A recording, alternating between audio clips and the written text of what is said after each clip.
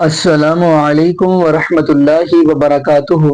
اعوذ باللہ من الشیطان الرجیم، بسم اللہ الرحمن الرحیم۔ انما کان قول المؤمنین اذا دعوا الی اللہ ورسولہ لیحکم بینہم ان یقولوا سمعنا واطعنا واولئک هم المفلحون۔ جی ناظرین، آج ہم جس حوالہ سے گفتگو کرنے جا رہے ہیں، جیسا کہ آپ کو پتہ ہے کہ مرزا علی انجینئر جن کو حراست میں لیا گیا ہے، ناظرین بات یہ ہے کہ مرزا علی انجینئر میں حمایت نہیں کر رہا، لیکن ٹھیک ہے، وہ جو جملہ بولا ہے وہ کوئی بھی بندہ برداشت نہیں کرتا، جو کرسچن والی ویڈیو کے اندر انہوں نے بولا۔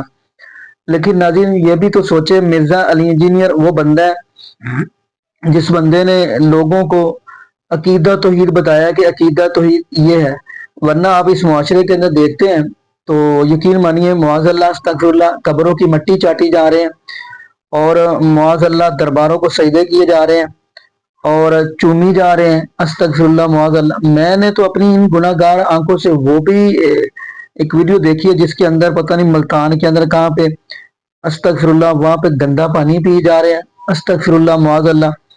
لیکن ناظرین یہاں پہ یہ بھی بتاتا چلوں، مین چیز عقیدہ توحید ہے۔ جس بندے کے پاس عقیدہ توحید ہے نا، اس بندے نے سمجھ لو اپنی دنیا بھی سنوار لی اور آخرت بھی سنوار لی، یعنی دنیا بھی اچھی کر لی اور آخرت بھی اچھی کر لی، جس بندے کے پاس عقیدہ توحید نہیں ہے۔ لیکن حیرانگی والی یہ بھی بات ہے کہ آگے سے یہ کہا جاتا ہے آپ مسلک اہل سنت کے یعنی بریلوی مولوی سے پڑھیں اس کا یعنی شرک کیا ہے۔ ناظرین شرک قرآن نے تو صاف واضح کر دی ہے، بلکہ سورۃ الفاتر کا آپ مطالعہ کریں، یقین مانیے اللہ رب العالمین سورۃ الفاتر کے اندر یہ فرما رہے ہیں کہ دھوپ اور سایہ برابر نہیں ہو سکتے، مردہ اور زندہ برابر نہیں ہو سکتے۔ لیکن آپ یہ بھی دیکھیں، یہ لوگ یہ کہتے ہیں کہ جب ہمارے جو بزرگ ہیں زندہ ہوتے تو پھر کم سنتے ہیں، جب قبر میں چلے جاتے زیادہ سنتے ہیں۔ یہ مفتی سمر آپ نکالیں کون کون سے دکھ بیان کرے، اور پھر دوسری طرف دیکھیں تو اپنے بزرگوں کو یعنی معاذ اللہ استغفر اللہ رب العالمین کے مقام تک پہنچا دیتے ہیں، بلکہ یہاں تک میں نے دیکھے ہیں استغفر اللہ معاذ اللہ کے نبی پاک صلی اللہ علیہ وآلہ وسلم سے بھی زیادہ شان اپنے بزرگوں کی بڑھا دیتے ہیں۔ یہ آپ امین القاضی کا نکال کر دیکھیں، بلکہ شاید پچھلی والی ویڈیو میں ہو۔ لیکن ناظرین آج میں آپ کو گفتگو سنوانے جا رہا ہوں اس بندے کی جس بندے نے یعنی ایف آئی آر کٹوائی تھی مرزا علی جی کے اوپر۔ اس سے بھی پوچھا گیا آخر کیا بات آپ نے کیوں کٹوائی، وہ ہم انہی کی زبانی گفتگو سنتے ہیں، پھر انشاءاللہ ناظرین آگے ہم بھی گفتگو کریں گے۔ تو آئیے ناظرین مل کے گفتگو۔ میرے نبی جیسا ہے ہی کوئی نہیں، تو اس طرح کا بندہ ایک یہ سلوگن رکھنے والا کیا نبی پاک صلی اللہ علیہ وسلم کی شان میں کوئی گستاخانہ جملے بول سکتا ہے، کوئی ایکسپیکٹ کر سکتا ہے؟ دیکھیں جو سرکار صلی اللہ علیہ وآلہ وسلم کی ذات پاک ہے وہ کوئی عام ذات نہیں ہے، ان کے اپنے پروٹوکولز ہیں، ان کی اپنی ایک حیثیت ہے، ان کے حوالے سے زبان درازی کرنے کے لیے یا ان کی بارگاہ میں تو جانے کے لیے بھی اللہ تعالیٰ نے قرآن کے اندر آداب بیان کیے ہیں۔ اور اس کی میں نے آپ کو بتایا کہ یہ طریقہ واردات ہے اس کا، کہ ایک سیشن میں تعریف کر لی، دوسرے میں تعریف کر لی، تیسرے میں جناب اور ان کو اپنی طرف مائل کر لیا، اس طرح کی باتیں کر کے تاکہ متوجہ کر کے تاکہ موقع مل جائے ایک گراؤنڈ بنانے کے لیے جس میں کھل کے اپنی حماست کو نکال سکوں۔ اور یہ اسی طرح ہوا ہے کہ جب اسے موقع ملتا تھا 2 4 5 سیشن کے بعد لازمی یا یہ اولیاء کی شان میں گستاخی کرتا ہے یا یہ انبیاء کی شان میں گستاخی کرتا ہے، ایون اللہ کی ذات بھی اس سے محفوظ نہیں ہے۔ اللہ سب کچھ کر سکتا ہے، سارے اللہ سب کچھ کر سکتے ہیں۔ اللہ تعالیٰ سے کہیں کہ یہ 2 جو پتے ہیں ان کو نیچے لے جائیں۔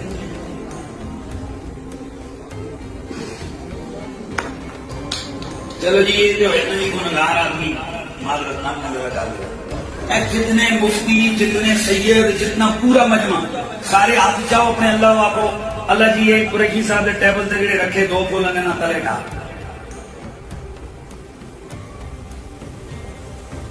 اس گملے کو اللہ تعالیٰ سے کو نیچے گرا نہیں گرے گا، اور بولو نہیں گرے نا آنکھوں نہ چلو بیٹھے کرو، میں تو 10 منٹ آپ کو 10 منٹ دے گا، نہیں گرے گا۔ اس نے کہو کہ میرا قلم چکے تلے لے آئے۔ تم عبد القادر جیلانی کو کیا کہتا ہے؟ اگر یہی بات کوئی ملت تجھے تیرے خدا کے بارے میں کہے کہ اگر تیرا خدا سچا ہے تو اسے کہے کہ یہ تیرا قلم اٹھا کے نیچے لائے، تو بدبخت کل کیا اللہ کا بھی انکار کرے گا؟ جی ناظرین آپ نے یہ ویڈیو ملازہ فرمائی، ناظرین میں ان کی طرف نہیں آتا، میں عقیدہ توحید پہ آتا ہوں اور محبوب علیہ الصلوۃ والسلام کی شان مقام کی طرف آتا ہوں۔ अकीदा तौहीद, नाज़रीन अगर अकीदा तौहीद देखेंगे ना, तमाम अंबिया ने अपनी कौम को आकर यही सबक दिया। क़ाल या कौम अब्दुल्लाह, ए मेरी कौम इबादत अल्लाह की। अब ये मक्तबा फ़िक्र क्या बताना चाहता है, बल्कि सही मुस्लिम की हदीस आप पढ़ेंगे, नबी पाक सल्लल्लाहु अलैहि वसल्लम ने फरमाया कि बंदा इस हालत में रब्बुल आलमीन से मिला, अगर उसने जर्रा बराबर भी शिरक किया तो उसके लिए जहन्नम वाजिब होगी। जिस दूसरा वो बंदा जो इस हालत में रब्बुल आलमीन से मिला, जिसने जर्रा बराबर भी रब के साथ शिरक नहीं किया, उसके लिए जन्नत वाजिब होगी। शिरक क्या है? शिरक, चलो मैं छोटी सी मिसाल समझाता हूँ।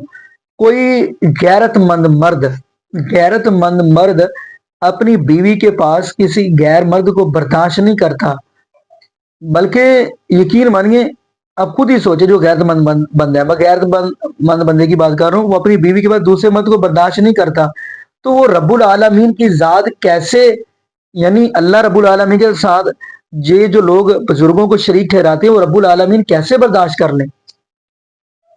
बंदा बर्दाश्त नहीं कर रहा। बल्कि यहाँ पे मैं हदीस सुनाता हूँ सहीह बुखारी की, नबी पाक सल्लल्लाहु अलैहि वसल्लम के सहाबी हजरत साद रज़ियल्लाहु तआला फरमाते हैं कि अगर मैं अपनी बीवी के पास किसी गैर को देख लूं, मैं दोनों की गर्दन तन से जुदा कर दूं।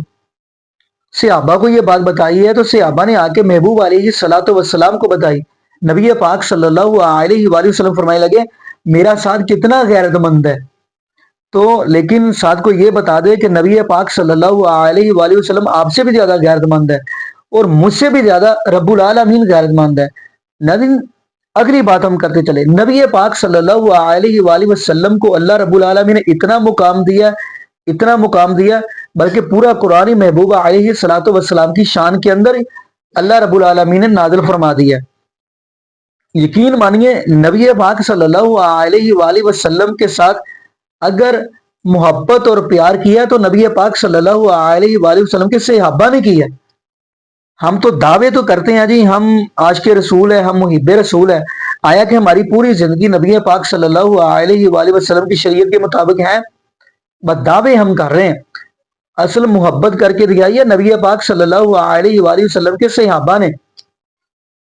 इसलिए तो कुरान कह रहा है, फ़इन आमनु बिमिस्लि मा आमनतुम बिही फ़क़द इहतदौ व इन तवल्लौ फ़इन्नमा हुम फ़ी शिक़ाक़ फ़सयकफ़ीकहुमुल्लाहु व हुवस समीउल अलीम। अगर ईमान लाना चाहते हो तो नबी पाक सल्लल्लाहु अलैहि वसल्लम के सहाबा जैसा लेकर आओ। इसलिए तो कुरान कह रहा है सूरह नूर की आयत में, इन्नमा काना कौलुल मुमिनीन इज़ा दुऊ इलल्लाहि व रसूलिही लियहकुम बैनहुम अन यक़ूलू समिअना व अतअना व उलाइका हुमुल मुफ़्लिहून। नबी पाक सल्लल्लाहु अलैहि वसल्लम के सहाबा वो हैं, जब उनके सामने रब्बुल आलमीन का कुरान पढ़ा जाता, रब्बुल आलमीन की बात की जाती या महबूब अलैहिस्सलातु वस्सलाम की बात होती, फौरन क्या कहते, हमने सुन भी लिया और हमने मान भी लिया। लेकिन आप इस मुआशरे के अंदर देखें, हमारे हालात देखें, इस दुनिया के हालात देखें, हमारे जिस चीज से नबी पाक सल्लल्लाहु अलैहि वसल्लम ने मना फरमाया वो कर रहे हैं, लेकिन हम कहते हैं जी हम आज के रसूल हैं, जबकि कुरान कह रहा है आताकुम रसूल फखुज़ू व मा नहाकुम अन्हु फंतहू। अल्लाह रब्बुल आलमीन का कुरान कह रहा है, जो मेरा महबूब इस्लाम आपको दे दे वो ले ले, जिससे मना करे वहां से रुक जाए।